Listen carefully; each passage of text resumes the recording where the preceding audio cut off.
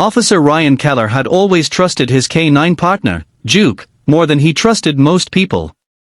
After all, Duke, a seasoned German shepherd with eyes sharp as a hawk's and a nose that could sniff out fear itself, had saved his life more times than he could count.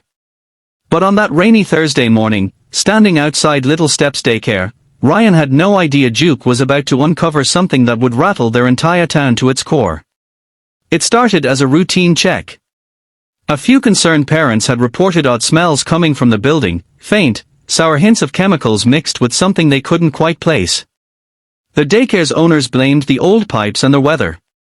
But when a single mother named Lena Ortiz pressed harder, fearing for her 3-year-old daughter Emma, the local precinct decided to send someone by. Ryan and Duke pulled up just after the kids had been picked up for the day. The air was humid, buzzing with the chatter of nearby traffic, the shrieks of toddlers still echoing through the playground behind the building. The daycare's owner, Ms. Harriet Mullins, a grandmotherly woman with wireframe glasses and a constant, too-wide smile, greeted Ryan with a fresh pot of coffee she claimed she'd just brewed for her favorite officers. Duke sniffed her hand politely but kept glancing back at the main playroom, a bright space painted with cartoon animals, a row of cubbies stuffed with tiny shoes and backpacks. Ryan knelt down, scratched Duke's ears, and murmured, "Go on, buddy. Do your thing." At first, Duke's sniffing seemed routine, the corners, the toy chests, the kitchen door. But then he paused at the edge of the nap area, a soft, carpeted square lined with colorful mats. Duke froze, head tilted. His hackles lifted. Then, with a sudden, guttural growl that turned into a furious bark, he began pawing at a worn spot near the corner. Ms. Mullins's smile slipped for a fraction of a second. She tried to laugh it off, saying maybe a mouse had crawled under the floorboards. But Ryan knew Duke's signals too well, this wasn't a mouse. Ryan called for backup. Within the hour, a small team arrived with tools to pry open the cheap laminate floor. Ms. Mullins hovered nervously by the snack table, twisting her apron in her hands. When the first plank came up, the smell hit them like a slap, sour, chemical, unmistakable. Duke barked again, teeth bared, tail stiff.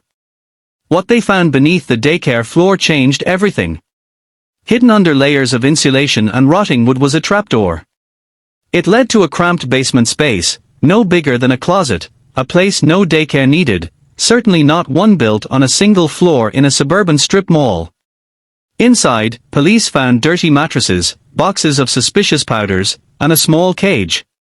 It didn't take long for the pieces to click into place. For months, children had been complaining about scary noises under the floor during nap time, whispers they thought were monsters. A few had told their parents they'd seen strangers in their hallways when Ms. Mullins wasn't around. But who listens to toddlers talking about monsters and strangers? Ryan's heart broke as he pieced it all together. This wasn't just neglect, it was exploitation. A cover for a small trafficking ring using innocent children as camouflage for darker business beneath their feet. Over the next few days, the investigation blew open. Ms. Mullins and 2 accomplices, a pair of maintenance men who'd worked at the daycare for years, were arrested. The news rocked the town. Parents wept outside the locked gates of Little Steps, clutching their children closer than ever. Reporters swarmed the neighborhood. But in the middle of that chaos stood Duke, tail wagging gently as kids who once feared nap time came by to pet him, calling him their hero. The town rallied together like never before. A group of parents formed a watchdog committee, vowing to inspect every daycare, every after-school program, so no child would ever have to fear the floor beneath their feet again. Ryan felt pride swell in his chest every time he looked at Duke, but he also felt a deep ache for the kids whose innocence had been threatened by people they trusted. He spent hours with Lena Ortiz and little Emma, helping them feel safe again. Emma drew Duke with a superhero cape and hung the picture in the station's break room. In the weeks that followed, Ryan and Duke visited schools, teaching kids how to speak up when something felt wrong, how to trust their instincts, and how to always look out for one another.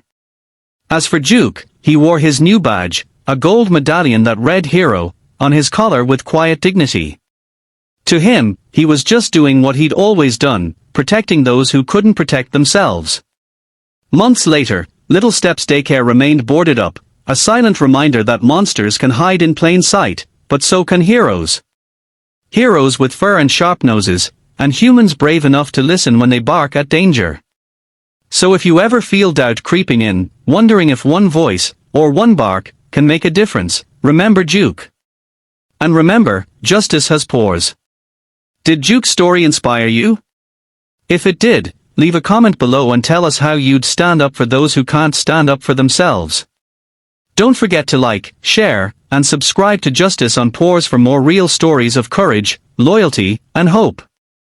Together, we can make the world safer, one bark at a time.